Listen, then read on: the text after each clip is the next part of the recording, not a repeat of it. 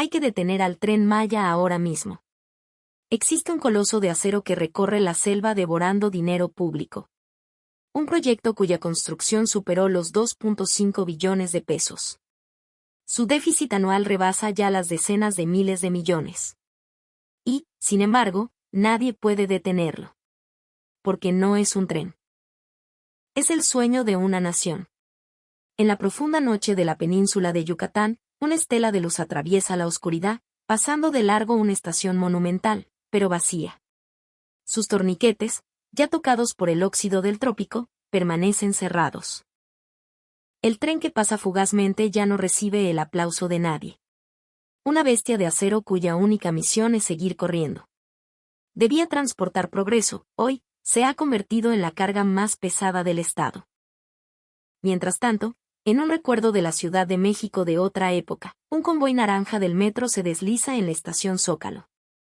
En medio del bullicio ordenado, un jefe de estación, con la gorra bien puesta, supervisa la entrada y salida de un mar de gente. Las puertas se cierran con precisión neumática. El retraso es de 0 segundos. Los accidentes, inexistentes. El déficit, controlado. Su razón para seguir moviéndose era una sola, una filosofía llamada responsabilidad con el pueblo. Dos sistemas de transporte masivo, nacidos en el mismo país, en épocas distintas, pero cuyos destinos tomaron caminos diametralmente opuestos. Uno presumió de su velocidad y modernidad, el otro, de su constancia y utilidad. La diferencia en los valores que eligió la nación en cada momento determinó la realidad que hoy vivimos. Antes de sumergirnos en esta historia, si el tema te parece importante, te invito a que le des like y te suscribas al canal. Así, la plataforma sabrá que este contenido te interesa y te mostrará más videos como este. También, si quieres apoyar directamente nuestro trabajo, puedes hacerlo a través del enlace en la descripción. Ahí también encontrarás otros documentales que podrían gustarte. Échales un ojo al terminar. En el Foro de Gestión Internacional de Londres, un catedrático de rostro adusto se acerca al podio y habla con una calma que congela la sala. ¿Por qué el proyecto de infraestructura más ambicioso de Latinoamérica no puede permitirse el lujo de frenar? Y, por otro lado, ¿cómo es que el metro de la Ciudad de México, durante décadas, logró ser la columna vertebral de una de las ciudades más grandes del mundo? Las luces del auditorio se atenúan. En la pantalla gigante, las cifras de dos Méxicos aparecen una junto a la otra. Tren Maya, extensión, 1.554 kilómetros, deuda, 2.5 billones de pesos. Metro CDMX, en su apogeo extensión, más de 200 kilómetros, superávit operativo durante décadas. El profesor recorre la tabla con un puntero láser y sentencia con voz grave: la diferencia no es la ingeniería. Es la filosofía. La imagen cambia. Unos rieles de acero brillante se pierden en el horizonte verde y espeso de la selva. El sonido lejano de un tren se aproxima. ¿Es el eco de un país que persiguió un sueño de grandeza, o el de un país que construyó una solución a una necesidad real? ¿Orgullo nacional o responsabilidad pública? ¿Elegir la velocidad o la sustentabilidad? Esta no es solo la historia de un tren. Es la búsqueda de una respuesta a la pregunta que toda nación debe hacerse: ¿en qué creemos para construir nuestro futuro?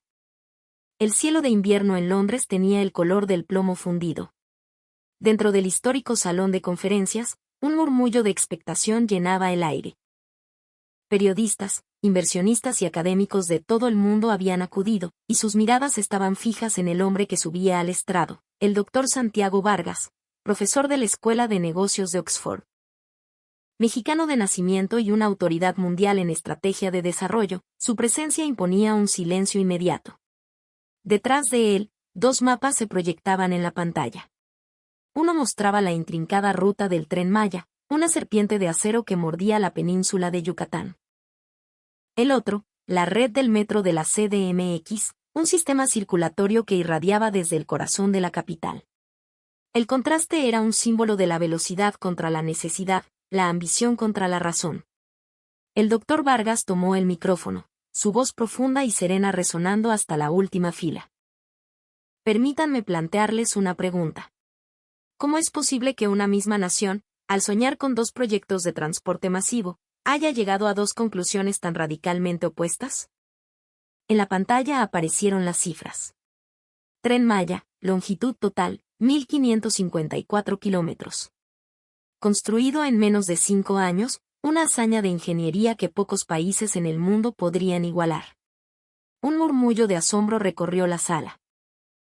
Pero al instante siguiente, otro número apareció, en un rojo sangrante: deuda estimada, 2.5 billones de pesos. Déficit operativo anual proyectado en miles de millones. El aire en la sala cambió. Las miradas de asombro se tornaron en gestos de incredulidad. El profesor cambió la diapositiva. Ahora, veamos el metro de la Ciudad de México. Inaugurado en 1969, durante casi 30 años mantuvo una operación con superávit, sin subsidios directos del Estado para su funcionamiento diario. Esto no es simplemente un caso de buena gestión. Es la manifestación de la filosofía con la que cada proyecto fue concebido. El silencio era absoluto, solo roto por la voz del profesor. El Tren Maya priorizó la visión del Estado, el orgullo nacional y una promesa de desarrollo acelerado. El metro, en sus inicios, priorizó la funcionalidad y la responsabilidad financiera. Ambas visiones tenían su justificación en su momento. Pero sus resultados no podrían ser más distintos. La pantalla se oscureció y una fotografía en blanco y negro apareció. La terminal de autobuses de Mérida en la década de los 90. Una marea humana pugnaba por subir a un autobús destartalado. No había asientos, ni siquiera espacio para estar de pie. Hombres colgaban de las puertas, y una madre con su hijo en brazos esperaba bajo el sol inclemente, con el rostro marcado por la resignación. Esta era la realidad antes del sueño del tren. La voz del profesor se tornó sombría. En esta región, el simple acto de moverse era una odisea, no una opción. Transportar a la gente era sinónimo de transportar esperanza. Los rostros de la audiencia, iluminados por el proyector, estaban fijos en la imagen. Entre ellos, un joven estudiante mexicano becado, quien apretaba los labios con fuerza. Recordaba las historias de su abuelo, de los viajes de 12 horas para recorrer 200 kilómetros. La charla del profesor no era una simple lección de economía, era un eco de la memoria de su pueblo. Y por eso, México se lanzó de cabeza, continuó Vargas, elevando ligeramente la voz. Consideraron el rezago como una vergüenza y la velocidad como un orgullo. Fue un desafío tecnológico, sí, pero sobre todo, fue una promesa de Estado. En la pantalla, imágenes de la ceremonia de inauguración de las obras en 2018. Políticos sonrientes y maquinaria pesada. La frase justicia para el sureste brillaba en las pancartas, y la audiencia de aquel entonces estalló en aplausos. El profesor narraba el momento con un tono neutro, casi clínico. Sin embargo, hizo una pausa. En ese breve silencio, todos contuvieron la respiración. Detrás de la velocidad, una deuda invisible comenzó a acumularse. La luz se desvaneció, y en la oscuridad, la cifra de 2.5 billones de pesos brilló en rojo, como una herida abierta en la penumbra.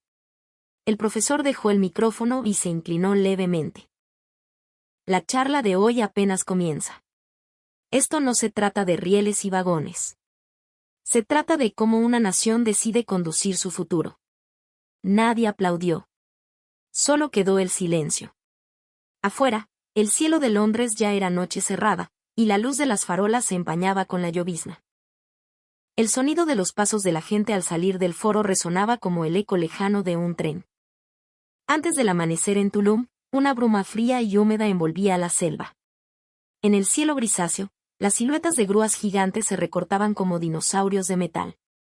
Abajo, bajo la luz de los reflectores, hombres con cascos movían vigas de acero en un silencio casi ritual.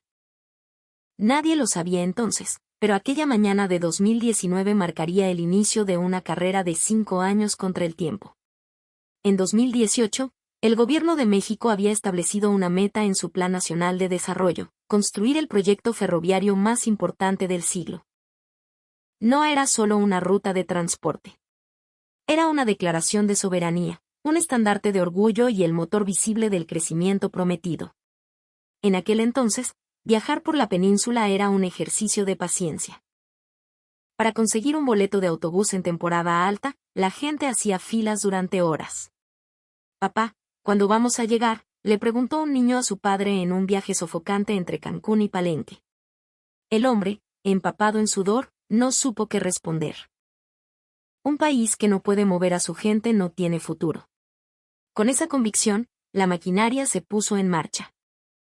El plan era audaz hasta la temeridad. En pocos años, se conectarían las principales ciudades y sitios arqueológicos, y en una década, se transformaría toda la economía regional. De Cancún a Palenque, de Mérida a Chetumal. Era como si una nación entera se hubiera convertido a una nueva religión, la religión de la velocidad. La inauguración de cada tramo se convirtió en un evento mediático global. Las cámaras del mundo enfocaban los modernos trenes. Carrocería blanca con vivos verde y guinda, capaces de alcanzar 160 kilómetros por hora. La imagen era el símbolo perfecto del nuevo México que se quería proyectar. La gente aplaudía, y los trabajadores de la construcción, muchos de ellos locales, sonreían con un orgullo genuino. Por fin, el mundo nos voltea a ver. Por fin, le toca al sur. En ese momento, todos lo creyeron. En los pueblos más pequeños, la escena se repetía.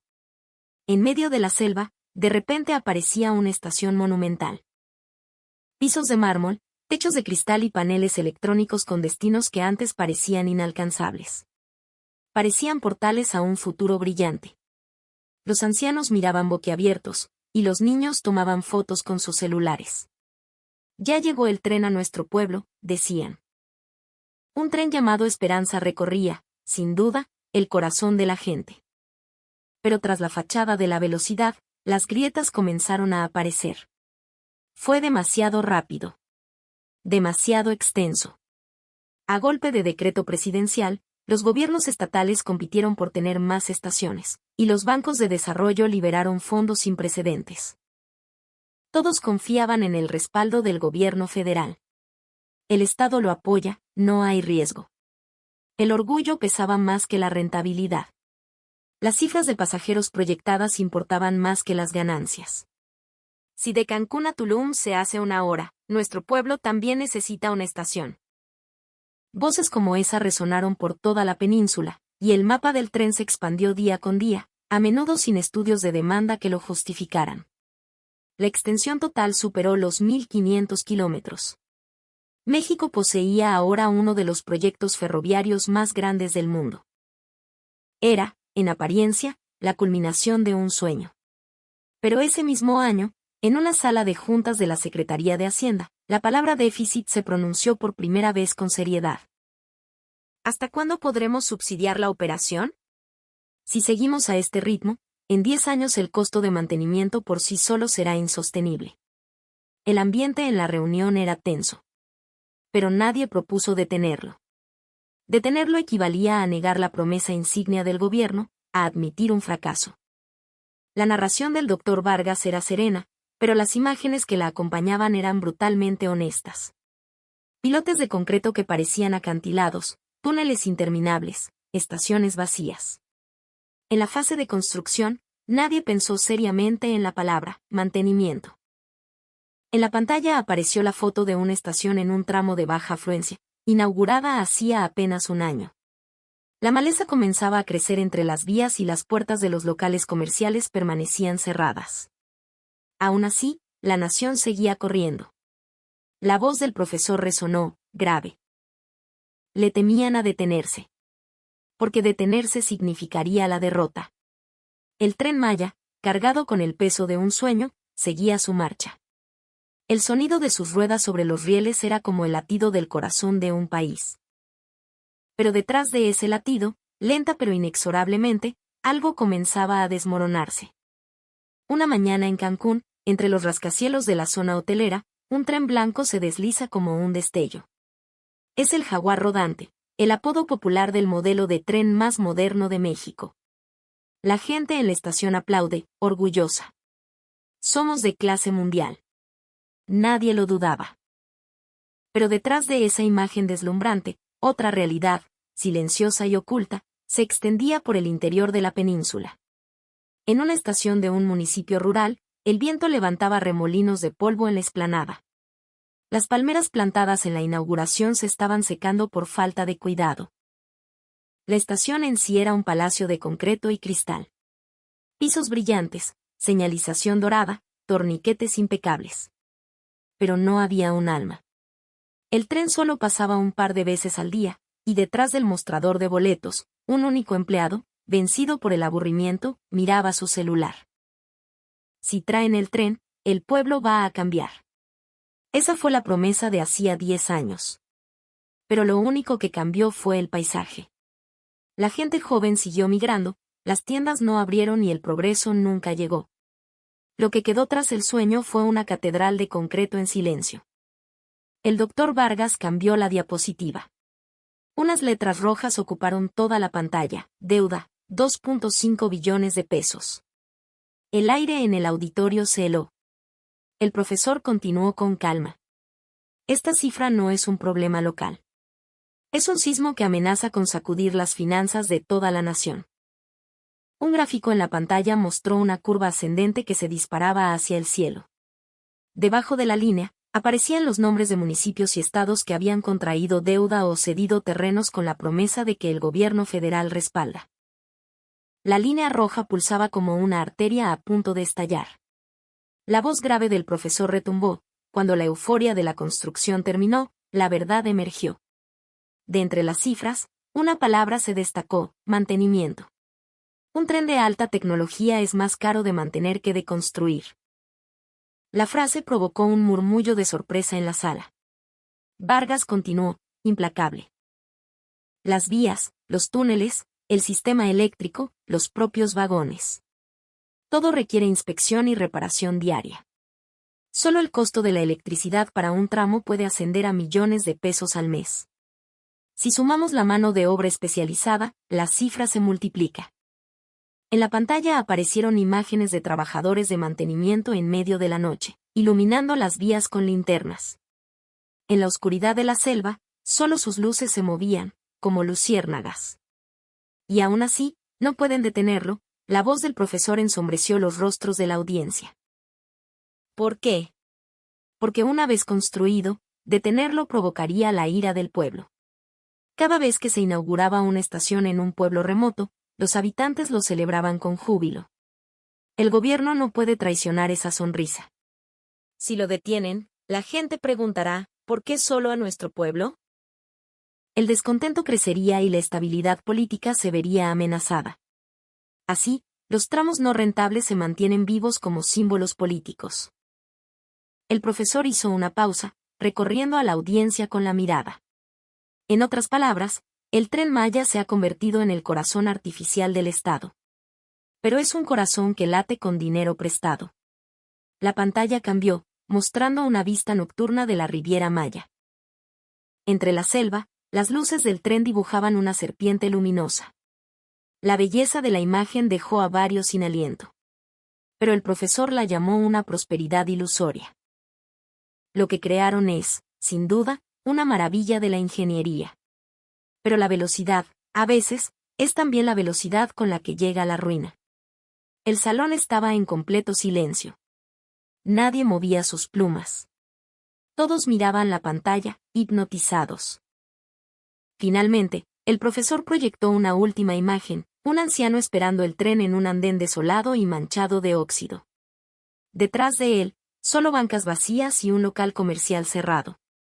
El tren que él espera sigue corriendo hoy. La voz del profesor se apagó. Pero el combustible de ese tren es la deuda del futuro. La imagen se fundió a negro. Desde algún lugar del auditorio, se escuchó un suspiro. Sonó tan pequeño, pero tan claro, como el silbato lejano de un tren fantasma. Estaba lloviendo. En una estación del sur de Quintana Roo, bajo un cielo gris, un hombre de pie en el andén mojado contemplaba las vías. Era Ricardo Morales, un ingeniero civil que había trabajado en la construcción de ese mismo tramo. Alguna vez, se sintió el hombre más orgulloso del mundo. El día que se inauguró esta estación, la gente del pueblo lloraba y le daba las gracias. Ingeniero, gracias. Ahora nuestros hijos podrán ir a la universidad en Mérida y volver el fin de semana. Ricardo tuvo que contener las lágrimas varias veces ese día. Pero el paisaje que tenía ahora ante sus ojos era desolador. El panel de horarios estaba medio vacío, y la luz de la única cafetería, apagada. Faltaban 2 horas para el próximo tren. Un guardia de seguridad se resguardaba de la lluvia bajo un pequeño techo, apoyado en su escoba. El cartel publicitario en una columna estaba descolorido. El Tren Maya, transportando el futuro de México. Bajo esas palabras, el agua de lluvia había dibujado un surco, como una lágrima. Ricardo no apartaba la vista de esas letras. Futuro. En ese entonces, todos creímos en esa palabra. En su mente, revivió el fervor de 2020. En la sala de juntas de la oficina central del proyecto, en la Ciudad de México, el aire vibraba de emoción.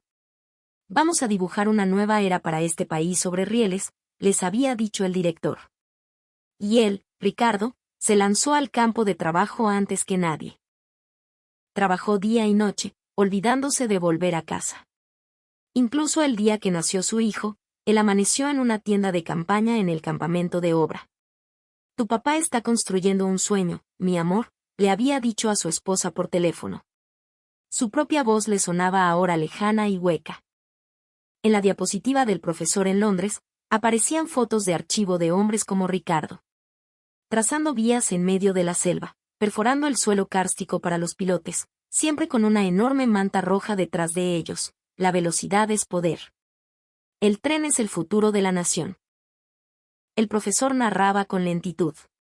Bajo este lema, miles de hombres trabajaron y millones de personas creyeron. No dudaron que la velocidad enriquecería al país. Pero el tiempo, silenciosamente, fue desmintiendo esa fe. La imagen cambió al interior de un taller de mantenimiento. Detrás de unos trenes nuevos y relucientes, había una fila de vagones inmóviles, cubiertos de polvo. Estos pertenecen a rutas con una ocupación inferior al 30%, explicó el profesor. No se pueden mover porque necesitan reparaciones costosas, pero tampoco se pueden desechar. Porque eso significaría admitir oficialmente las pérdidas. Un suspiro colectivo recorrió la sala. La misma realidad se palpaba en el andén donde estaba Ricardo. Había más trenes parados en los talleres que corriendo en las vías. Cada noche, los equipos de mantenimiento apretaban tornillos y cambiaban piezas, pero todo ese gasto salía de la deuda. La luz de la estación parpadeó. Ricardo levantó la vista al cielo. ¿Qué demonios fue lo que construimos? La lluvia arreció, golpeando el techo de lámina. El anuncio de la llegada del tren resonó por los altavoces, pero solo 3 personas subieron. 2 eran empleados y el otro, un anciano con un bulto. La voz del profesor se superpuso a la escena.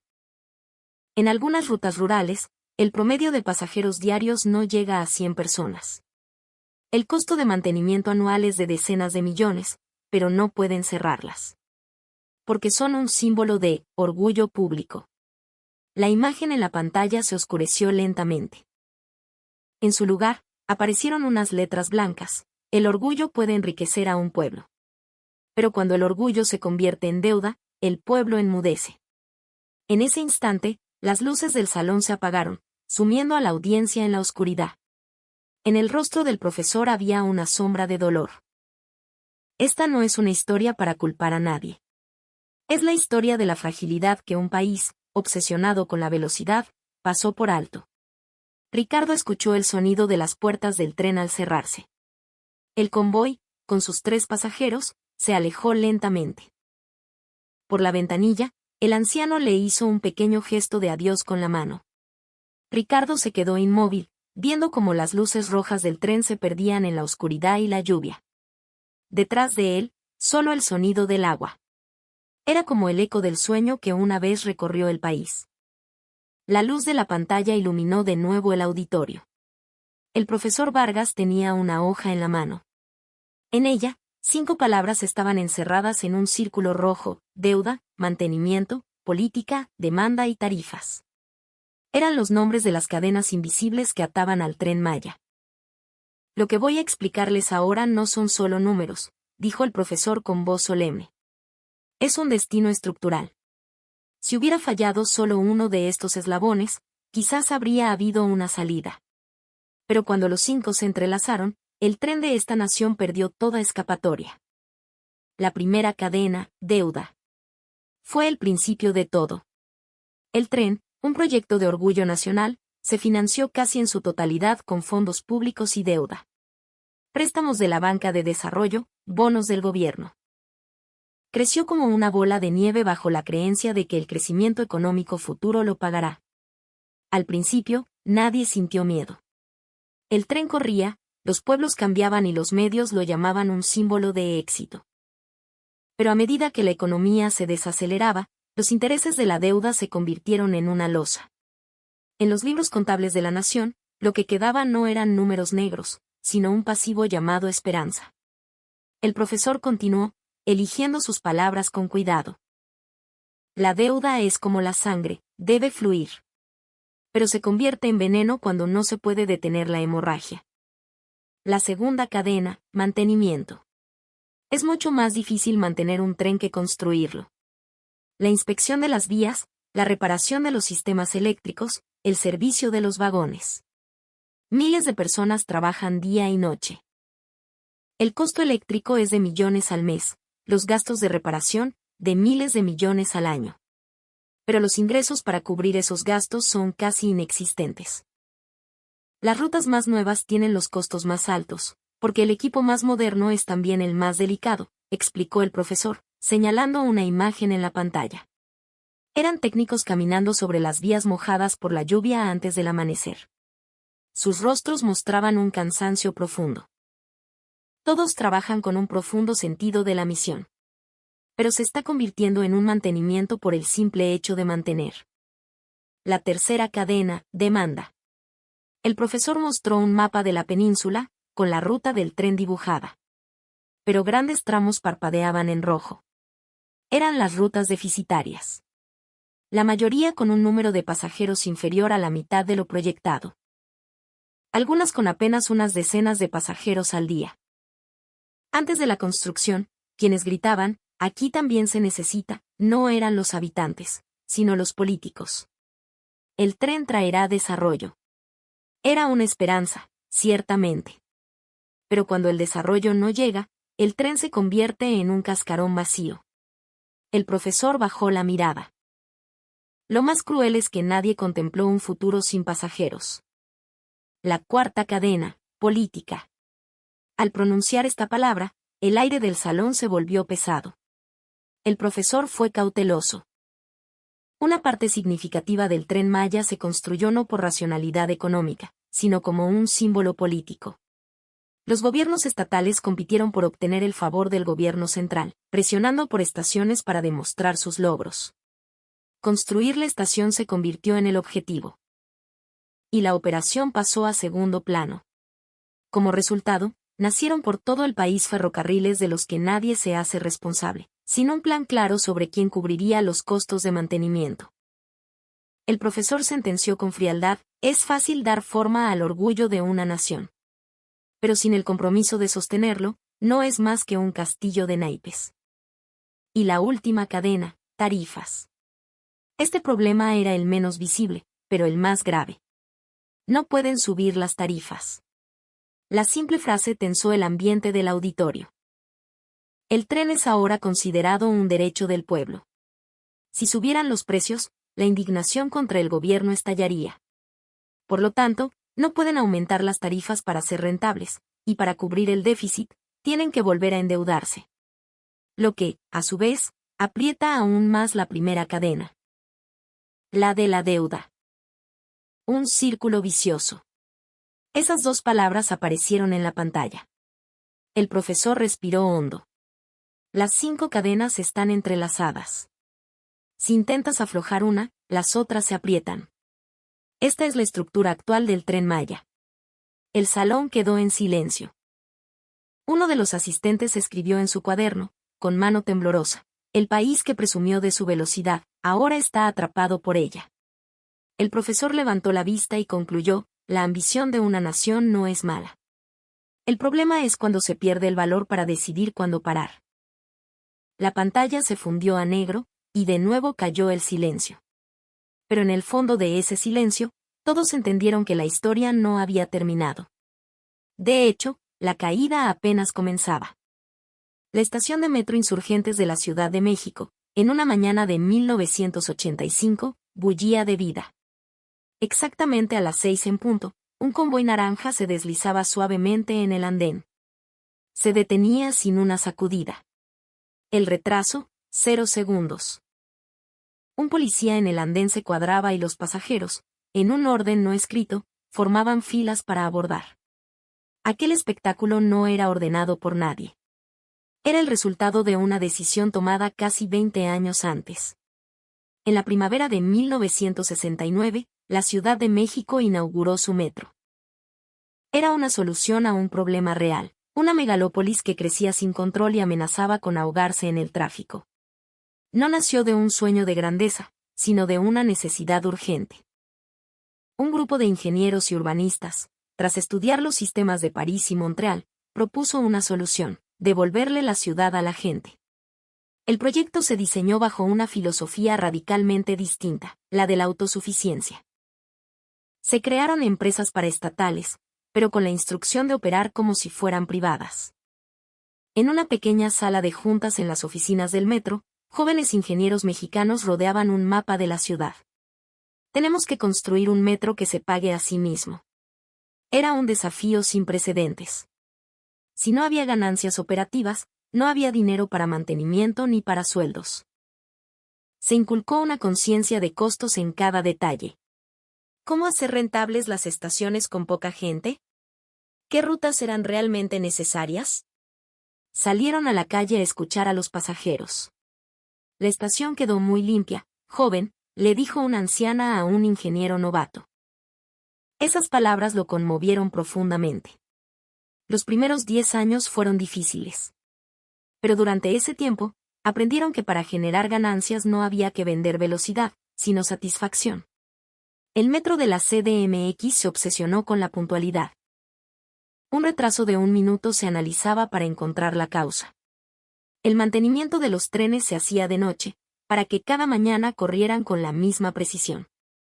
Como resultado, el metro se ganó la reputación de ser el sistema de transporte más confiable de la ciudad. Además, el metro transformó las estaciones en centros de vida urbana. Se instalaron vitrinas culturales, exposiciones de arte, bibliotecas y locales comerciales. Las estaciones se convirtieron en lugares donde la gente se reunía, incluso sin necesidad de viajar.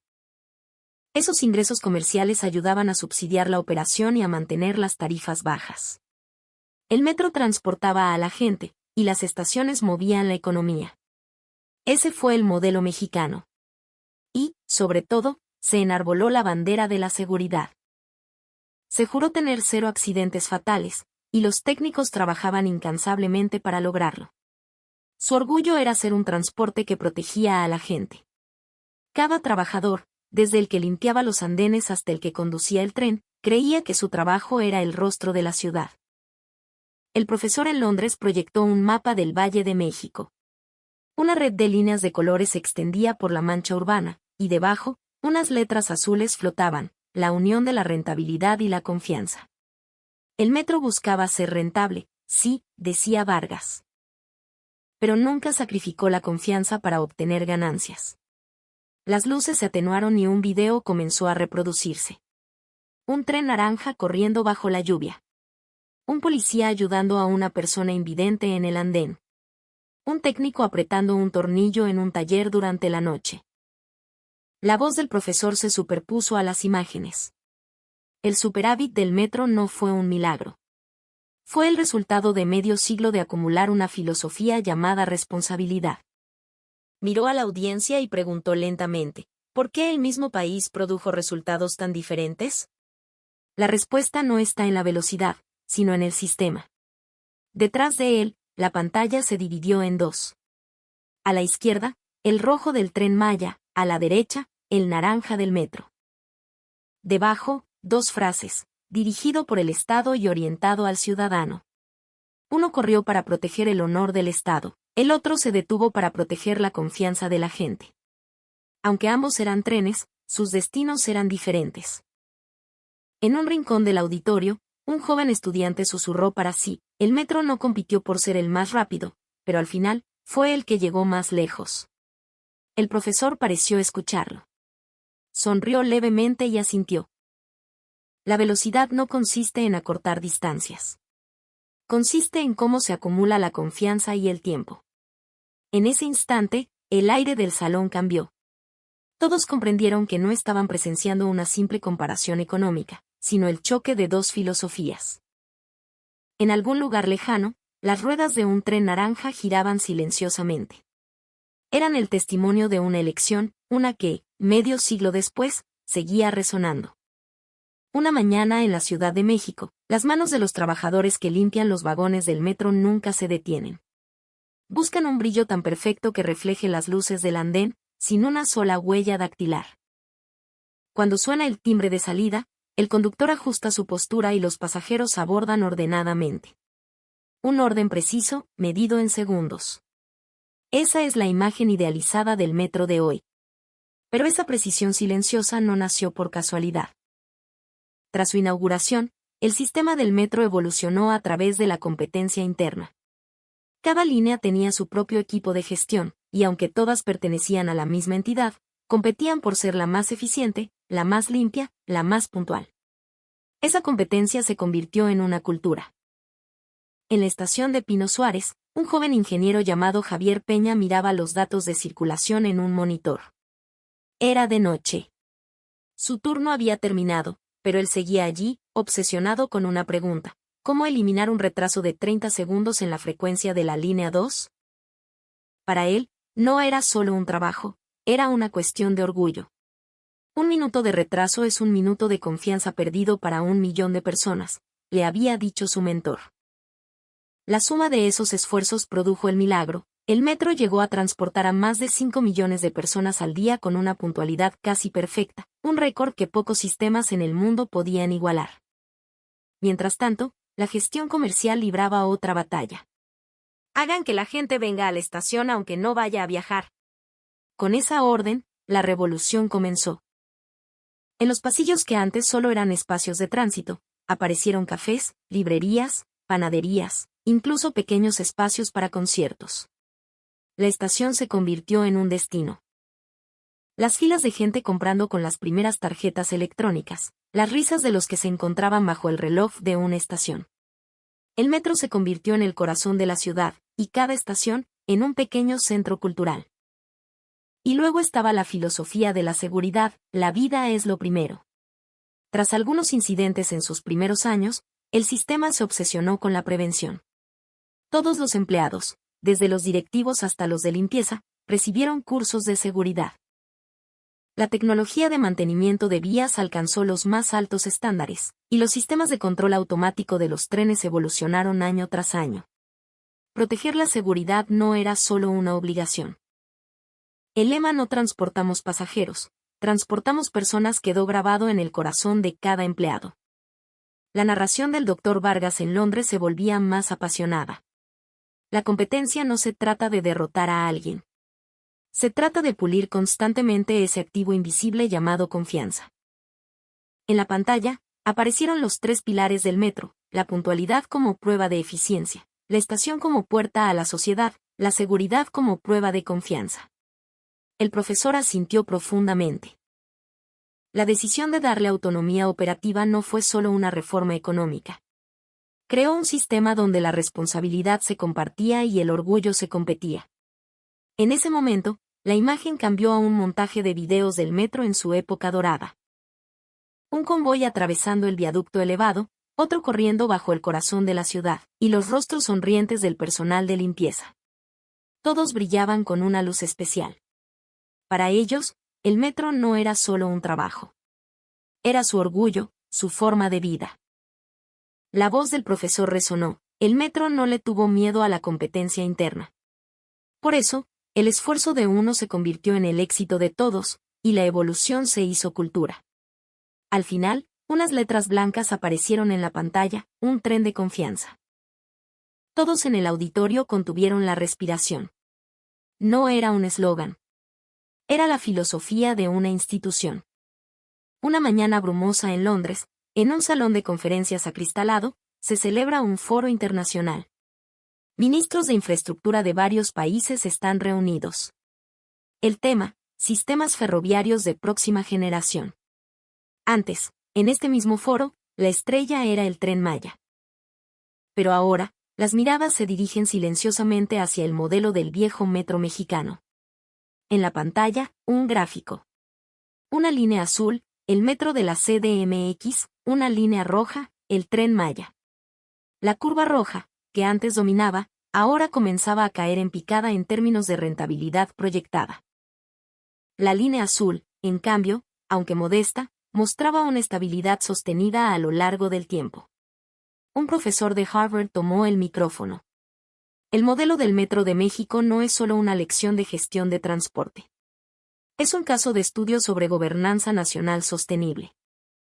El ambiente cambió. Periodistas europeos tomaban notas, y delegados de países africanos asentían con seriedad. ¿Por qué el mundo volvía a prestar atención a un sistema de 50 años? Al sur de Asia, en Hanoi, Vietnam, bajo un calor sofocante, ingenieros mexicanos asesoraban la construcción de un nuevo metro. Un ingeniero de mediana edad, secándose el sudor, le decía a su contraparte local, no se trata solo de la velocidad. Se trata de que pueda seguir funcionando dentro de 50 años. Estaban implementando la cultura de seguridad del metro mexicano. Listas de verificación diarias, reportes minuciosos, registros de cada conversación. Al principio, los trabajadores locales se sorprendieron. ¿Por qué tanta burocracia? El ingeniero mexicano sonrió y respondió, porque transportar personas es así de serio. Estas palabras se extendieron silenciosamente por la obra. Pronto, los jóvenes supervisores locales comenzaron a llevar sus propios registros de inspección por iniciativa propia. No se estaba transmitiendo tecnología, sino una actitud. En Mumbai, India, bajo un sol abrasador, un grupo de políticos rodea una maqueta de un sistema ferroviario. El primer ministro, con un casco blanco, entrecierra los ojos. Me han dicho que este sistema puede funcionar durante 50 años. Un intérprete asiente, y un ingeniero mexicano responde, sí, señor. El diseño actual se basa en la premisa de que funcionará de forma segura dentro de 50 años. El primer ministro se quedó mirando la maqueta y luego dijo, lo que queremos es una velocidad que perdure en el futuro. Esa frase se convirtió en una leyenda entre los ingenieros. La narración del profesor Vargas se superpuso a la escena. El mundo ahora busca la responsabilidad que hay más allá de la velocidad. Después de que el Tren Maya asombrara al mundo con su escala, el Metro de México lo convenció con su calidad y resiliencia.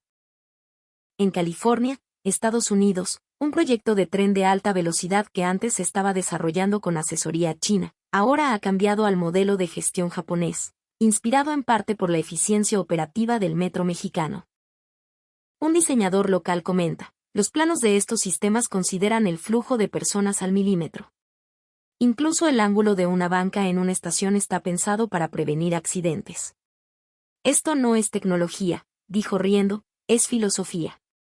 El profesor concluyó su presentación con estas palabras. La gente piensa que la palabra, alta velocidad, solo contiene velocidad. Pero el modelo mexicano exitoso le añadió 3 palabras más, vida, responsabilidad y honestidad. En la pantalla apareció un mapa del mundo. En él, los nombres de países que estaban adoptando o considerando sistemas de transporte basados en la sostenibilidad y la responsabilidad social, Tailandia, India, Reino Unido, Estados Unidos, Indonesia.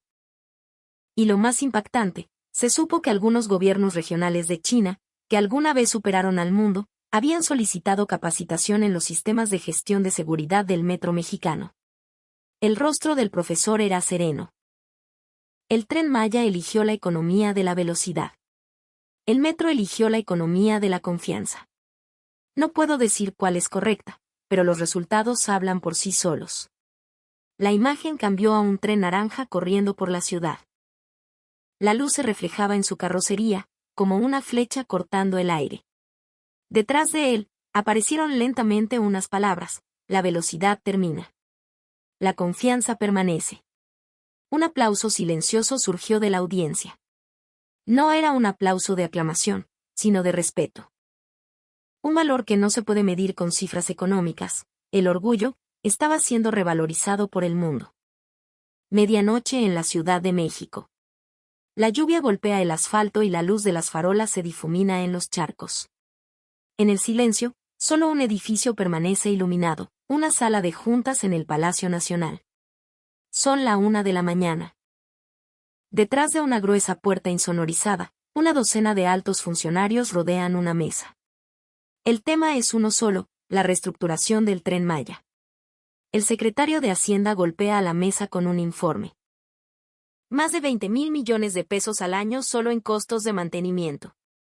El déficit es una bola de nieve. ¿Qué piensan hacer? Nadie responde. El aire es pesado. Todos se hacen la misma pregunta en silencio. Saben el peligro que encierra la palabra detener. En una de las páginas del informe, se desglosan los ingresos por tramo. Solo 3 tienen superávit. El resto, números rojos. En algunas rutas, la ocupación es inferior al 20%, y los planes de desarrollo inmobiliario alrededor de las estaciones están estancados. Pero los gobernadores de los estados no permitirán un cierre. Si se detiene el tren, el estado muere. Esa es la voz unánime que llega desde la península. La voz en off del doctor Vargas continúa, implacable. El gobierno mexicano ahora está tratando de frenar un tren que no se puede detener. Pero pisar ese freno significa, políticamente, admitir la derrota. En la pantalla aparecen las propuestas de reforma para los próximos años: consolidar las empresas ferroviarias estatales, introducir capital privado, aumentar gradualmente las tarifas. Pero el profesor niega con la cabeza. El problema no es la política, es la psicología. En un pequeño pueblo del interior, el viento nocturno golpea el rostro al salir de la estación. Alrededor hay edificios modernos, pero pocas ventanas tienen luz. Un taxista que espera afuera murmura: las vías quedaron muy bonitas. Pero no hay gente. Su rostro refleja el cansancio. El día que se inauguró la estación, el pueblo estaba de fiesta. Hubo fuegos artificiales y los niños tomaron fotos del tren. Esa alegría ahora se ha desvanecido con el viento. El profesor continúa en voz baja: el Tren Maya está pasando de ser un símbolo político a ser una contradicción social. En la pantalla aparecen publicaciones de redes sociales de México. Aunque tenga déficit, no perderemos nuestro orgullo. Aunque no lo use, esa estación es una prueba de nuestro futuro.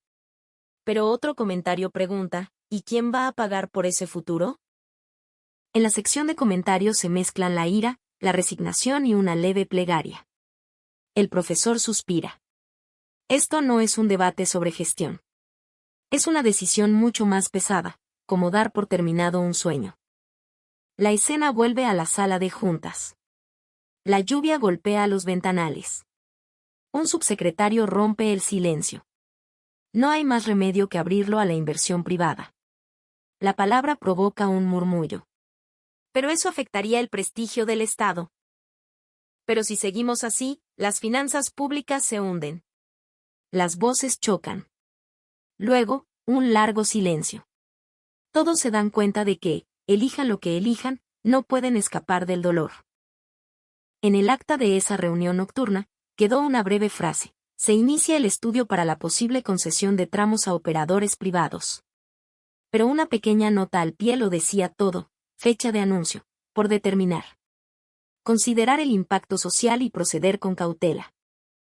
La voz del profesor resuena, grave. México logró la construcción más audaz de su historia reciente. Pero lo que necesita ahora es una retirada valiente. El auditorio está en silencio. Nadie respira. El profesor, mirando la pantalla, pronuncia sus últimas palabras. La era de la velocidad ha terminado. Lo que ahora se pone a prueba es la capacidad de resistir. En la pantalla, una sola vía atraviesa un paisaje inmenso. A lo lejos, se ve la luz de un tren. Lenta, pero segura, va reduciendo su velocidad. Y como si la tierra exhalara, la lluvia cesó. En el auditorio del Foro Internacional de Londres, el silencio regresó. En la pantalla, las cifras emblemáticas de dos proyectos nacionales permanecían una junto a la otra. Metro CDMX, décadas de autosuficiencia operativa. Tren Maya, deuda de 2.5 billones de pesos. Esta diferencia no es solo económica. La voz del profesor Harrison resonó con calma por todo el salón. Es el registro de las creencias que guiaron a una nación. El Tren Maya eligió la filosofía de la velocidad. En un tiempo récord, completó un proyecto monumental y mostró al mundo el poder de su visión. Pero sus ruedas ahora comienzan a hundirse en el lodo de la realidad financiera. Por otro lado, el Metro de México eligió la filosofía de la confianza. Sin prisa, sin pausa, priorizando la sostenibilidad sobre las ganancias. Y ahora, silenciosamente, su modelo se está convirtiendo en un estándar mundial. El profesor mostró una última diapositiva. Era una foto antigua de la construcción del metro en los años 60. En medio de una ciudad que aún mostraba las cicatrices del subdesarrollo, la foto en blanco y negro capturaba a los trabajadores que, con fe en el futuro, tendían las vías. México reconstruyó su sistema de transporte desde una necesidad imperiosa. Por eso conocen el valor de la sostenibilidad. La pantalla cambió. A continuación, una imagen de una estación gigante y vacía en el interior de la península. Un video de archivo mostraba multitudes y fuegos artificiales el día de su inauguración. Ahora, solo hay silencio y rieles oxidados. ¿Quién sostendrá el legado de este sueño?, preguntó el profesor. Se escuchó a alguien en la audiencia contener la respiración. Este no es solo un problema de México. Es una pregunta sobre la ilusión del desarrollo que enfrenta toda la humanidad. Su voz se volvió profunda y grave. La historia económica siempre se repite. Las naciones que buscan la velocidad eventualmente colapsan bajo su propio peso. Las naciones que creen en la constancia, eventualmente convierten la confianza en un activo. En la pantalla, un nuevo video. Jóvenes trabajando en la construcción de un metro en la India. Un técnico africano leyendo un manual de seguridad mexicano en un centro de capacitación. Estudiantes en Europa estudiando los datos de operación del metro. La voz del profesor se superpuso a las imágenes. La razón por la que el modelo del metro mexicano se está extendiendo por el mundo no es la velocidad, sino la actitud. Porque crearon un sistema para acumular confianza, la tecnología se convirtió en cultura, y la cultura, en el orgullo de una nación. Mirando la pantalla, dijo en voz baja, el Tren Maya fue, sin duda, un sueño. Pero el Metro de México ha estado protegiendo un sueño dentro de la realidad. El último video comenzó a reproducirse. Estación Zócalo, 5:57 de la mañana. El primer tren del día se desliza desde el andén como una aparición. Un jefe de estación hace una pequeña reverencia. En la estación, resuena el sonido de una ciudad que aún duerme. Una línea naranja se extiende lentamente hacia el futuro. El profesor pronunció sus palabras finales. La economía no se trata de perseguir ganancias. Se trata de elegir una forma que perdure en el futuro. En ese instante, la pantalla se fundió a negro, y unas letras aparecieron silenciosamente. El destino de una nación no lo determina la velocidad, sino sus principios. El salón permaneció en silencio por un momento, y luego, un aplauso unánime resonó. El profesor Harrison hizo una profunda reverencia y dejó el micrófono. Detrás de él, la frase inicial de su conferencia reapareció en la pantalla, la ambición a corto plazo frente a la sostenibilidad a largo plazo. La prioridad que se elija determinará el destino de una nación. Ahora, esas palabras resonaban con todo su significado. El tren sigue corriendo. No por velocidad, sino por certeza. Porque el futuro solo puede construirse sobre la confianza. Si esta historia te hizo reflexionar, te invito a que la compartas y me cuentes qué piensas en los comentarios. Me interesa mucho leer tu perspectiva. Nos vemos en el próximo video para seguir desentrañando las historias que definen nuestro mundo. Cuídate mucho.